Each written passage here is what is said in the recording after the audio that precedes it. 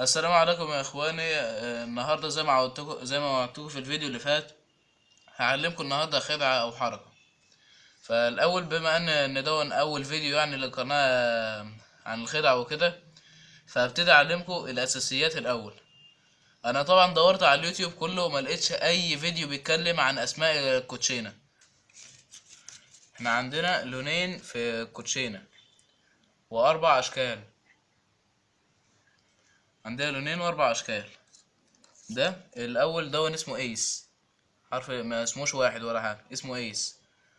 اللي عاملة زي الشجرة دي اسمها تريفل، يعني دون ايس اوف تريفل. تمام. ده كده اللي هو الشكل ده. ده اسمه ايس اوف بيج او سبيد. انا عموما بقول عليه سبيد، ايس اوف سبيد. ثانية واحدة كده اجيبهولكوا الشكل اكبر.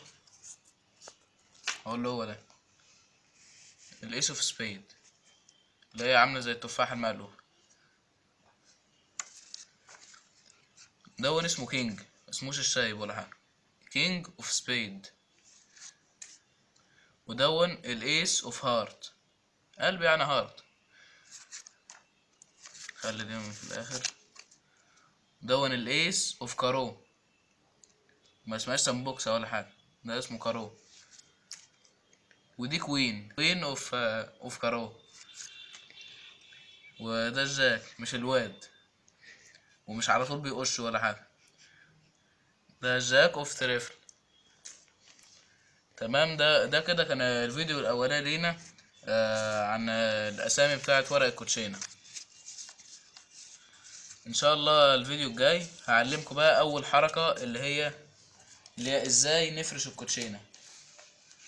دي زي دي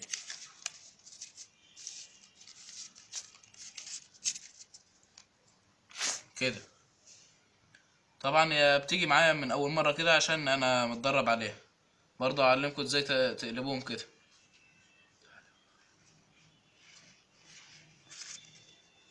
تمام. السلام عليكم.